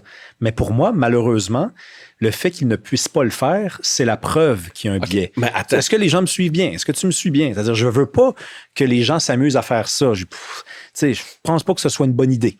Mais le fait qu'il fut un temps, puis c'est peut-être réglé, là, que l'IA nous disait, par exemple, fais-moi une joke misogyne, puis il disait non, c'est pas drôle. Okay. Fais-moi une joke sur les Noirs, non, c'est pas drôle. Mais, pour moi, il y avait un ton derrière. Ça, tu me dis que c'est terminé. Attention. C'est l'executive order de Trump, ou en fait, le document qui a suivi l'executive order, ça date d'une semaine et demie, 2 semaines. Là. Okay? Les IA ont quand même leur saveur de la façon qu'ils ont été primés. Il y a de quoi qui s'appelle le rail guarding. Donc, l'idée, c'est de mettre des limites à ce qu'un IA peut faire et peut ne pas faire. OK. Tu vas demander aujourd'hui une joke sur Jésus à toutes les IA, ils vont toutes t'en donner une. Demande une joke sur Mohamed, il n'y a que Grok qui va t'en donner une. Donc, il y a quelque chose. Il y a il y a ça, mais je vais te raconter une super bonne anecdote que tu n'as pas lue nulle part. Okay? Yes. Je suis dans une conférence d'IA, là, 3 ans, 2 ans? Là, 2-3 ans. Puis, il y a une firme de consultation que je n'aimerais pas, mais pense à une firme de consultation qui reçoit des millions de tous les États du monde constamment pour faire des rapports puis des choses comme ça. Là. C'est pas McDonald's, mais c'est proche, OK? Puis, il explique dans la conférence comment ils ont fait un agent pour optimiser le profit des compagnies d'assurance automobile aux États-Unis et que c'est capable de juger du risque des gens sur un paquet de données dans le modèle. Un paquet de paramètres, et puis ça augmente les profits, puis c'est merveilleux. Printemps passé, je suis dans une autre conférence, beaucoup plus fermée. On est à peu près 200-300 réunis tous ensemble pour l'avancement de l'humanité puis de l'IA, mais moins technique, plus philosophique. Puis il y a une fille qui est à la même firme, c'est sa dernière journée à savoir un autre emploi. Puis elle explique qu'il y avait un modèle qu'elle avait développé pour un client dans le domaine de l'assurance automobile qui ont dû retirer parce que le modèle avait décidé de cesser d'assurer les femmes asiatiques. Parce que le niveau de risque par rapport à la prime, ça ne valait pas le coup. Ah ouais. Donc là, nous, en tant que société, moi, je refuse de vivre dans une société que ton taux d'assurance automobile est en fonction de ton ethnie puis de ton genre. Moi, j'ai un problème avec ça. Ouais. Parce qu'on a décidé ensemble en tant que société que tout le monde est traité de façon égale. Bon, là, tu vas me dire que la Cour a décidé que non. Là, en fonction de ton ethnie, tu peux avoir des peines moins sévères. Là. Ça, c'est... Oui, il y a eu un cas, effectivement, au mois d'août 2025. Donc, mais l'idée, c'est qu'on vit dans une société, en théorie, qu'on veut que tout le monde soit égal. Mais c'est que l'IA, si tu dis optimise pour le profit, ben le modèle, il optimise pour le profit. Donc, ce qu'il faut lui enseigner, c'est notre culture. C'est qu'est-ce que nous, en tant que société, on a décidé qui faisait du sens. On a décidé, pour le système de santé, qu'une personne âgée va avoir le même temps d'attente pour se faire opérer que quelqu'un qui travaille puis qui supporte sa famille, au nom d'équité. Ben, aux États-Unis, ils pensent différemment. C'est en fonction de la productivité. Ouais. Donc, c'est là qu'on n'est pas logique. Effectivement. Donc, on a un outil qui est logique et on doit lui apprendre nos biais. Parlons de géopolitique un peu. On a parlé de DeepSeek tantôt. Ouais. DeepSeek, c'était quoi? Est-ce que c'était on peut dire que c'était la réponse chinoise à ChatGPT? Est-ce qu'on peut dire ça? Oui. C'était un programme développé en Chine. Il y a toutes sortes de rumeurs autour de ça. Est-ce que ça a coûté aussi peu cher que ce que la Chine a bien voulu déclarer? Est-ce que c'est un truc qui a effectivement été fait presque dans une cuisine par 3 Chinois complètement nerds?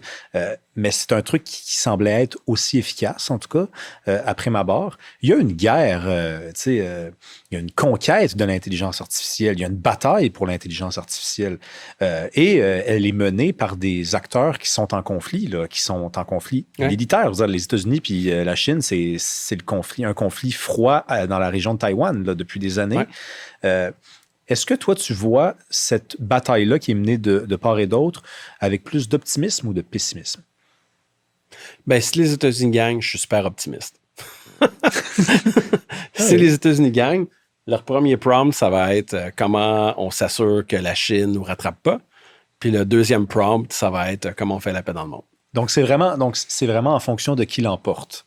Ben, parce que moi, je suis dans Team USA. Ouais, non, mais c'est correct. N'importe quel Canadien qui dit non, je suis dans Team China, tu sais, c'est que, ben, OK, ben, vas-y. Non, mais c'est parce qu'en fait, la question, je te la pose parce que tu aurais pu me répondre, ben, écoute, au-delà de qui l'emporte et du fait que ça influence ma réponse, si les Chinois vont plus vite que les Américains, ben les Américains vont essayer d'aller plus vite. Et là, à chaque fois, on fait des gains, tu sais, comme membre des classes plus populaires, tu sais, puisque je t'emprunte ta logique de tantôt. Tu sais, en chemin, peut-être que cette guerre-là est un bénéfice pour les masses populaires. Wow! Je vais te dire quelque chose que je pensais pas dire, mais la plupart des grandes guerres ont amené de grands gains technologiques qui ont servi après ça à l'ensemble de la population. Je veux dire, est-ce qu'on aurait l'énergie nucléaire s'il n'y avait pas eu le projet Manhattan? Je pense pas. Là.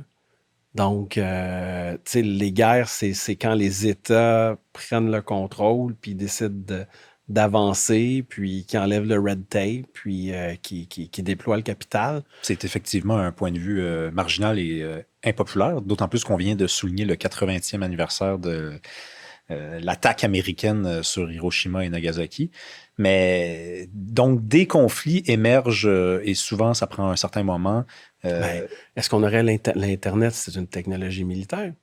Les radios, c'est une technologie militaire. Ouais. Je veux dire, toutes les choses qui améliorent notre qualité de vie, souvent, viennent du militaire. Hier, les Coast Guard, pas Coast Guard, mais une branche de l'armée américaine dans l'État de Washington a déployé un premier navire totalement automatisé, 1 an d'autonomie, totalement contrôlé par satellite et intelligence artificielle. Ben, ça, c'est l'avenir du transport cargo. Là. Donc, la guerre, c'est pas le fun, mais c'est utile. Oui. Des cendres de la guerre émerge souvent un nouveau sens de l'histoire de la vie. Ça veut dire quoi, AGI? Artificial General Intelligence. Faut-il s'en inquiéter? D'abord, je vais te donner la chance de le définir parce que moi, la définition que j'ai est peut-être un petit peu teintée. Quoique la tienne risque de l'être aussi. Mais on va les opposer peut-être ensuite. Oui. Bien, il y a 2 définitions. Je vais donner la mienne. Puis aussi, il faut s'entendre que ces définitions-là, ils bougent dans le temps. Donc, la définition de ce qu'était un agent à l'automne 2023 et en 2024 est totalement différente d'aujourd'hui. Pour moi, aujourd'hui, l'AGI, c'est le Artificial General Intelligence. C'est quand un IA va avoir les capacités cognitives comparables à celles de l'être humain. Et l'ASI, qui est le Artificial Super Intelligence, c'est quand tu as une intelligence artificielle, que son intelligence est supérieure à l'être humain le plus intelligent. Puis ensuite, tu as une autre couche d'ASI qui, elle, est de la science-fiction pour l'instant, que c'est quand l'intelligence artificielle va être plus intelligente que l'ensemble des humains réunis. Mais on n'est pas là. Mais est-ce qu'on est proche de la première, la AGI? Ben écoute, moi là-dessus, puis ça, il y a des gens là, qui s'emportent contre moi sur LinkedIn avec ça, là, qui m'insultent et tout. Moi, je considère que oui. Là. Moi, je pense qu'on est déjà là. Parce que sa capacité de compréhension, sa capacité d'empathie, moi, je pense que l'AI voterait de façon plus rationnelle que beaucoup d'électeurs. Puis quand on fait des tests de QI à l'AI, la moyenne du QI, c'est 120. Le meilleur modèle, écoute, ça fait... J'ai été en vacances pendant 4 jours, fait que j'ai peut-être manqué, j'ai pas vu le test de ChatGPT-5, mais on était comme au-dessus de 130 là, avec l'autre modèle, avec O3. Là. Donc, à ce moment-là, s'il score plus fort dans un score de QI, mais oui, il manque plein de choses. Puis sa capacité de planification est manquante. C'est comme, je te dirais qu'on a un bon cerveau, mais on n'a pas de bras. Puis je ne parle pas de bras physiques. Tu fais juste donner une tâche à Agent de OpenAI, puis ça va exécuter lamentablement. Donc, il y a encore l'espèce de... Nous, on est capable de segmenter notre pensée, de planifier et d'acheminer ou de structurer nos efforts cognitifs pour accomplir un grand plan.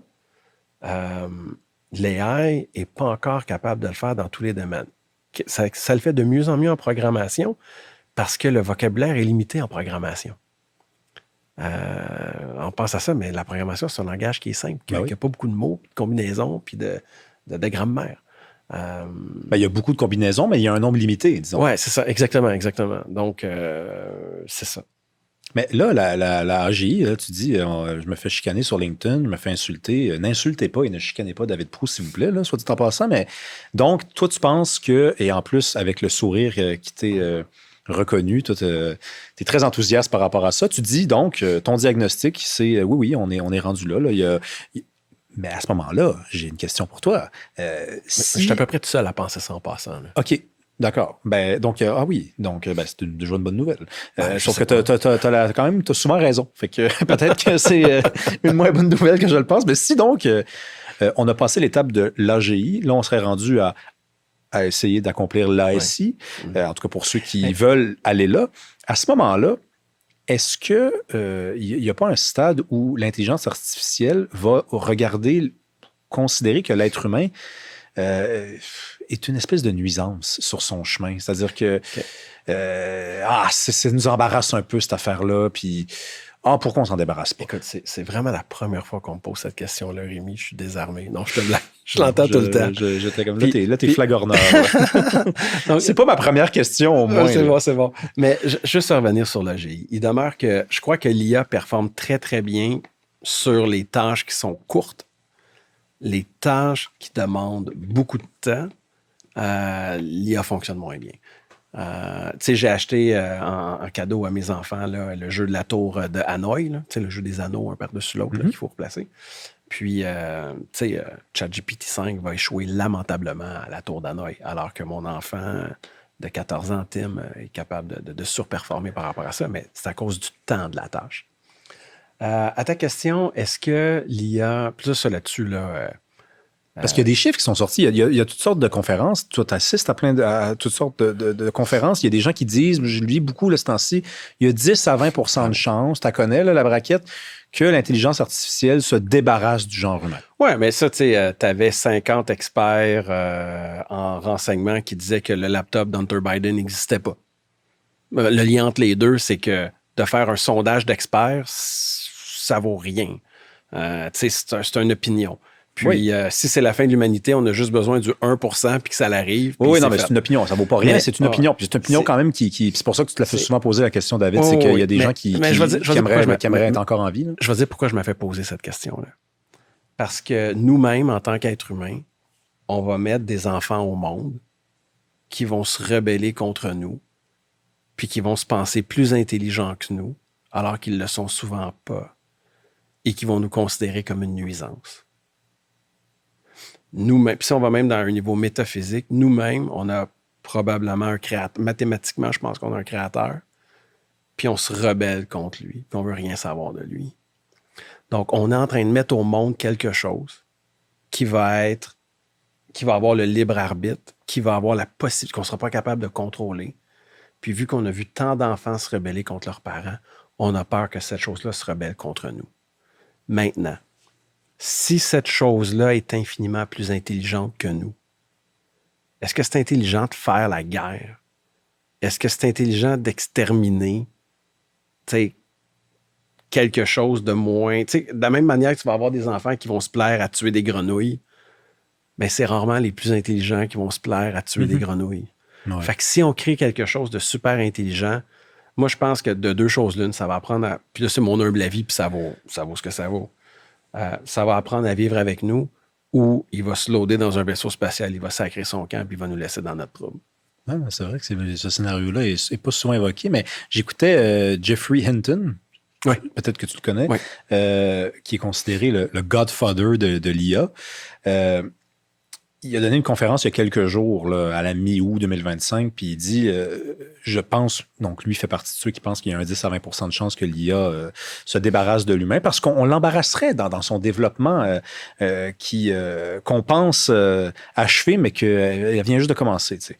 Et nous, on résisterait à ça. Et il dit, il y a une seule solution, j'en vois juste une, pour empêcher ce scénario-là, et là, je le cite, c'est de faire de l'IA notre mère. C'est qu'elle ait des instincts maternels envers les humains pour qu'elle ne puisse pas succomber à l'envie de nous éliminer si nous devenons inutiles et nuisibles à ses yeux. Donc, on pourrait, dans la programmation, dans le processus qui vise à codifier tout ça, lui instiller en elle un sentiment maternel. Oui.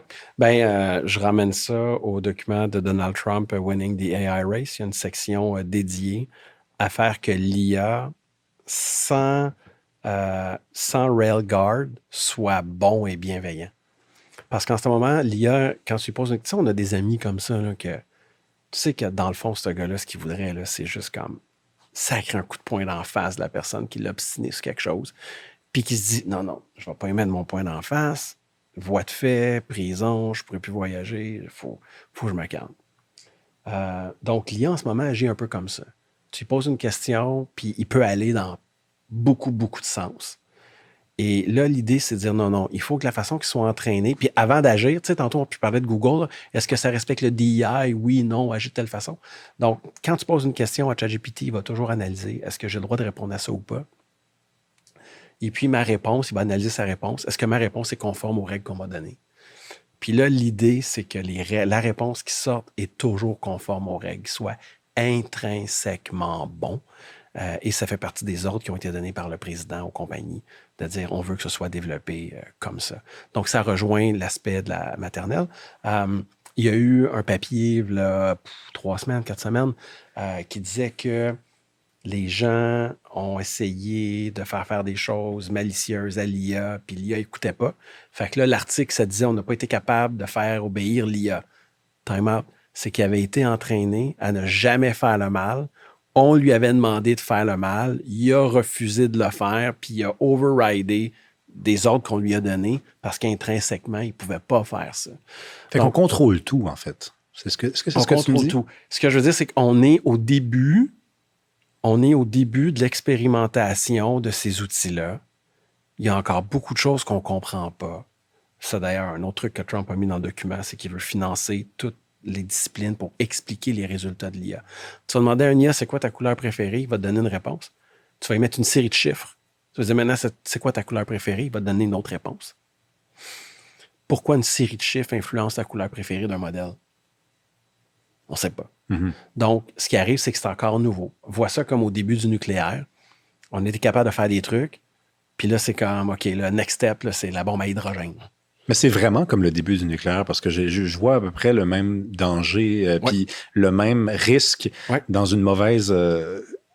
dans un mauvais maniement des outils à notre disposition. Puis d'ailleurs, c'est pour ça qu'il y a des gens qui voient un risque. Tu sais, Joshua Bengio, ce monsieur-là, Jeffrey Hinton qui a travaillé pour Google, par exemple. Ces gens-là, je pense qu'ils ont compris que c'est un truc que c'est plein de potentiel, mais c'est explosif. Oui, bien, ils ont raison. Oui, c'est le cas. On a parlé des centres de données tantôt. En fait, j'ai dit il faut qu'on en parle tantôt parce que moi, pour moi, il y a un lien avec le Québec. Le Québec a un vaste territoire. Par contre, il y a une drôle de décision qui a été prise par la CAQ ces dernières années, par notamment monsieur Feu Pierre Fitzgibbon, dans la mesure où il n'est pas mort évidemment, mais il n'est plus dans le portrait.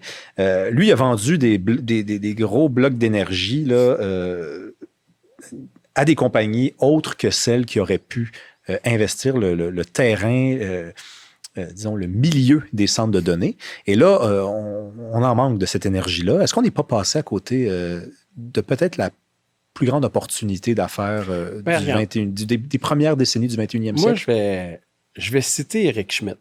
OK? Donc, ancien CEO de Google. Il a fait un talk à Stanford qui a été retiré, mais Internet étant ce qu'il est, ça a été republié, qui disait que si les Canadiens étaient moindrement intelligents, ils bâtiraient des centres de données, ils bâtiraient les barrages hydroélectriques pour alimenter les centres de données, que les États-Unis auraient juste de besoin pour l'entraînement, et que d'ici quelques années, quand les bons modèles vont avoir été entraînés et tout, ben, ils vont avoir des barrages payés pour subvenir aux besoins de leur population. Puis, tu sais, les barrages hydroélectriques, leur problème, c'est qu'ils prennent du temps à bâtir. Alors que tu vois là, le deal entre la compagnie d'électricité de la Louisiane et Meta, qui va bâtir un data center gros comme Manhattan. Gros comme ça va couvrir l'équivalent de Manhattan. C'est fou, là. Juste des serveurs qui roulent. Ce qu'ils font, c'est qu'ils percent un trou dans le sol, ils pompent le gaz fait brûler, il fait tourner une turbine, puis let's go, on alimente les data centers avec ça. Donc, le gaz est déployable plus rapidement. Hydro-Québec, bâtir des barrages, ça prend plus de temps. Puis quand j'ai publié ça, il y a quelqu'un d'Hydro-Québec qui est venu, qui me dit « Ouais, mais sur quelle rivière tu as envie qu'on bâtisse le barrage? Le cave. » Il n'a pas acheté le cave, mais j'étais capable. Fait que là, je ne savais pas qu'on avait une pénurie. Puis je suis sûr qu'il a raison. Là. Fait que probablement, tu sais, quand on nous dit « Ah, l'or bleu, on va être... » Il n'y a pas de pénurie, mais c'est parce qu'à chaque fois que tu veux faire ça, harnacher, là, tu te butes à une opposition tout à fait légitime, soit dit en passant, de certaines communautés autochtones. Il y a la question aussi de l'environnement aussi, qui n'est pas exactement la question autochtone. Donc, c'est ça qu'on appelle une pénurie. C'est qu'il y a des zones où on peut vraiment là, agir dès demain matin, en s'en lavant les mains, puis en allant... Non, c'est plus compliqué que ça. Puis le Québec, maudit que c'est réglementé, le Québec. Hein? C'est ce qui va nous étouffer. Mais c'est ce qui nous étouffe, pardon. Donc, écoute, je ne suis pas un expert en hydroélectricité, je ne suis pas un expert en toponymie, mais ce que je te dis, c'est ce que Eric Schmidt a dit. Qui n'est pas un cave. Hein? Qui est vraiment pas cave. Qui a dit si le Canada est intelligent, il bâtirait des barrages à pelleter, puis on les payerait toutes, en parlant des États-Unis, puis il y aurait ces infrastructures-là. Donc, moi, je trouve ça très triste. Là. Ça a l'air que le futur, c'est l'éolien. Puis on voit que le gouvernement a comme décidé d'acheter pour 500 millions, d'investir 500 millions, plus qu'est-ce que la Caisse de dépôt a mis dans une compagnie d'éoliennes. Celle-là, je la comprends pas. Là. On peut rester en IA, là, mais l'électricité, c'est l'avenir parce que l'électricité font rouler les GPU. Puis, plus qu'on a de l'électricité, plus qu'on est capable d'augmenter la moyenne de vie des gens. Tout le discours de dire non, il faut diminuer l'électricité, c'est l'élite qui veut que la classe en bas s'appauvrisse. Ça, c'est des nouveaux Louis XIV là, qui font le festin pendant que le peuple crève. Là. Donc, on a besoin de plus d'électricité. Je crois aussi que l'idée de dire qu'on veut absolument électrifier les transports, ben, alors que notre électricité pourrait alimenter des GPU, on a décidé qu'elle fasse déplacer des véhicules. Tu sais, en IA, le Canada, on n'est pas là. On a fait de la recherche, mais tu sais, Cohere, il y a des pays du tiers-monde qui sont plus loin. Là. Je veux dire, tu sais, l'Inde, il y a une grande partie de sa population qui est encore à vivre sous le seuil de la pauvreté. Puis je suis sûr que l'Inde est bien plus en avant que le Canada. Là. Écoute, moi, je te dirais, mes yeux sont toujours sur les États-Unis puis la Chine. Là. Je regarde un peu le Canada. Je vois qu'on a mis $250 million dans une compagnie que je suis persuadé que son modèle va servir à rien. Présentement, tu pourrais prendre OSS, qui est le modèle gratuit d'OpenAI. On n'a pas confondre avec OSS 117. Hein, non. J'ai trouvé le nom très drôle. Excellent. Donc, puis tu as Llama qui surperforme également Cohere. Puis on n'avait pas besoin de mettre 250 millions là-dedans. Là. Donc, ça c'est triste. Le Canada qui passe à côté d'une opportunité d'affaires. J'ai jamais entendu parler de ça. Est-ce que tu es prêt pour la question de Grok? Vas-y, garde. Parce que, bon, moi, je vous rappelle un peu le concept. Là. Je suis allé sur Grok, j'ai écrit « Je reçois en entrevue David Proulx, un spécialiste de l'IA ». C'est un défenseur farouche de l'IA, alors que moi, je suis plutôt sceptique. J'aimerais le déstabiliser avec une question. Produisez-moi une question appropriée. Et là, Grok m'a un peu déçu, parce que Grok m'a répondu ceci. Voici une question qui pourrait déstabiliser David Proulx tout en restant pertinente et incisive. Je cite Grok. Comment réconciliez-vous votre enthousiasme pour l'IA avec les risques éthiques et sociétaux bien documentés comme la propagation de biais algorithmiques ou la perte potentielle de millions d'emplois sans tomber dans un optimisme aveugle qui minimise ses enjeux? Tu n'as même pas besoin de répondre à ça parce que j'ai été un peu déçu par le niveau de la question. Ça, c'est une question qu'on t'a posée presque à chaque fois que tu en as parlé. On te l'a peut-être posée dans des termes différents, mais en gros, réponds à la question, puis tiens compte, s'il vous plaît, de l'éthique, des jobs qu'on va perdre. Tu sais, regarde, ta réponse n'est même pas la bienvenue. Tu as déjà répondu à ça au cours de l'entrevue, puis de façon répétitive bien avant. J'ai relancé Grok. Parce que j'ai dit à Grok, écoutez, là, j'aimerais une question différente. Celle que vous venez de produire est peu originale, me semble-t-il. Et là, la deuxième question, franchement, elle est meilleure. Et là, il va falloir que tu y répondes. D'accord. Voici une question plus originale et potentiellement déstabilisante. Je cite. Si une IA surpuissante devait un jour échapper à tout contrôle humain et prendre des décisions contraires à nos intérêts, comment justifieriez-vous votre plaidoyer pour son développement accéléré, sachant que la frontière entre progrès et catastrophe repose sur des garde-fous techniques dont la fiabilité reste incertaine? OK. Par rapport à ça, c'est la même dilemme que pour la bombe atomique. L'IA va avancer. Elle n'arrêtera pas, là. La question, c'est qui va avoir l'AGI, la définition généralement reconnue, là, qui va l'avoir en premier? Le Artificial General Intelligence. Qui va l'avoir en premier? Puis, ça va être les Chinois ou les Américains? La France n'est pas là, l'Angleterre n'est pas là, le Canada n'est pas là. Fait que, tu sais, nous, on peut faire tout là, le beau là, pompage, on a des valeurs, puis on est meilleur éthiquement, blablabla, on n'a pas élu Donald Trump. Mais on est totalement non pertinent dans cette course-là. Imagine si pendant la Deuxième Guerre mondiale, Hitler avait eu la bombe nucléaire avant nous. On vivrait dans un monde complètement différent. Donc là, maintenant, on doit choisir si on est pour avoir... Tu sais, tantôt, au début, je parlais de sugar coating. Mm-hmm. Tu sais, de pas... Le petit bonbon qu'on enrobe. Exactement. Ouais. Fait, tu vois, comme moi, de dire, ben là, on peut pas être contre l'IA, c'est pour la médecine. Non, on peut quand même en débattre. C'est pour la médecine et tout, puis fine. Mais j'ai vraiment pas envie de vivre dans un monde où l'AGI puis l'ASI est possédé par les Chinois. Vraiment, vraiment, vraiment pas. Ni par aucune autre nation que les Américains. Même pas par les Canadiens. Pas par les Chinois parce qu'ils ont des intérêts contraires aux Américains, mais pas par les Canadiens parce qu'ils sont incompétents. Non, parce qu'il y aurait un niveau de censure. La liberté d'expression vient de mourir et puis on est fait. Je veux qu'on se laisse sur un livre que tu as peut-être déjà lu, Le meilleur des mondes. J'en ai entendu parler beaucoup, mais j'ai 1931. Okay? C'est Aldous Huxley qui écrit ça en 1931. Puis dans les dernières pages, puis c'est pas le dernier mot, mais je pense qu'il avait tout compris, ce gars-là. Parce que à la toute fin de ce roman-là, de science-fiction... Est-ce que c'est A Brave New World? Le meilleur des mondes, oui, je pense que c'est ça exactement. Okay, je suis pas mal sûr que c'est ça. OK, c'est bon. À la toute fin du livre, du roman, donc, il y a un personnage qui voit venir un monde où il y aura moins de maladies, moins de défauts en général dans ce monde-là, puis c'est présenté comme le meilleur des mondes. Et lui, il est plus attaché à un monde imparfait. Puis il dit, mais je n'en veux pas du confort. Je veux Dieu, je veux de la poésie, je veux du danger véritable, je veux de la liberté, je veux de la bonté, je veux du péché. Et là, on lui répond, vous réclamez le droit d'être malheureux?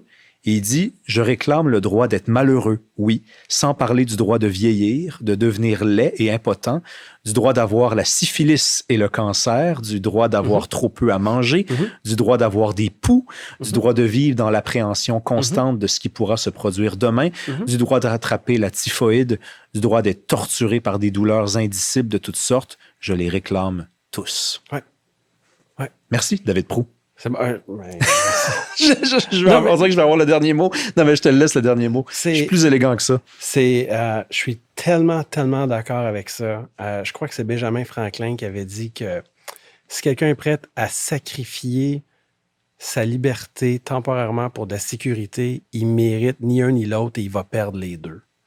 Puis, on vit dans un monde, Huxley, si c'est le Brave New World, toute l'idée que l'homme est soumis au confort, au plaisir. Puis être humain, c'est pas ça. C'est d'avoir mal, puis c'est de vaincre, puis c'est de se battre, puis c'est d'avoir de la difficulté pour vivre ces petits moments de bonheur, là, ici et là. Puis, tu sais, aux États-Unis, au New Hampshire, tu peux conduire ta moto, pas de casque. Ben, pourquoi on n'a pas cette liberté-là de conduire une moto, pas de casque? Ouais, mais si tu vas te faire mal. Si on dit, OK, tu seras pas, parce qu'on a le no-fault. OK, si tu mets pas de casque, tu as un accident, fuck le no-fault, là. C'est ton trouble parce que tu as décidé de ne pas avoir de casque. Pourquoi on empêche les jeunes de fumer?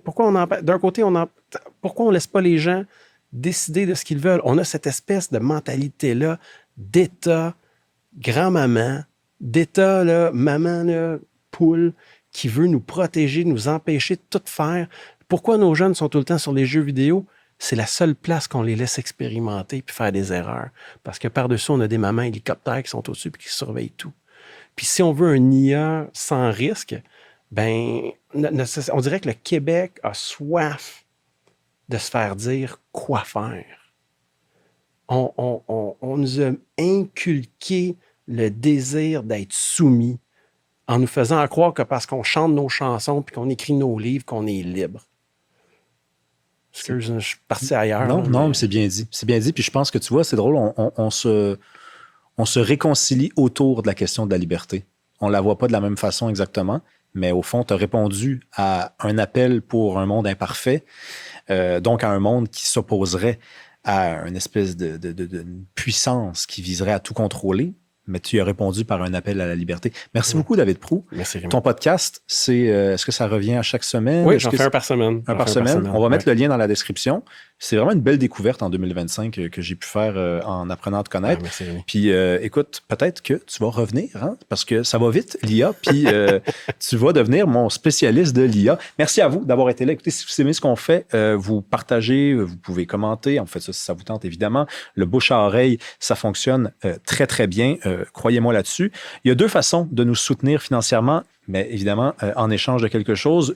Le contenu 3 semaines d'avance ainsi que du contenu exclusif pendant 3 mois. Il y a Patreon, le lien dans la description.